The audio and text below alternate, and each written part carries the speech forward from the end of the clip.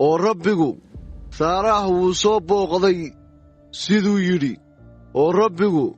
wuxuu saaraah u yeelay siduu kula hadlay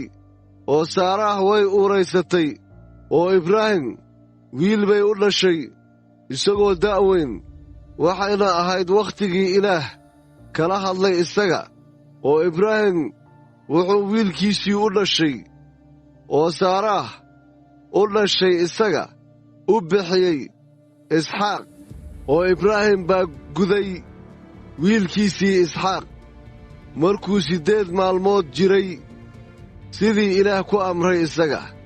oo ibraahimna wuxuu jiray 100 sannadood markii wiilkiisii isxaaq u dhashay isaga saaraana waxay tidhi ilaah waa iga qosliyey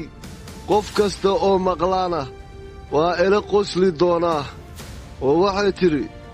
yaa ibraahim ku odhan lahaa saaraah carruur bay nuujin doontaa waayo wiil baan u dhalay isaga oo da'weyn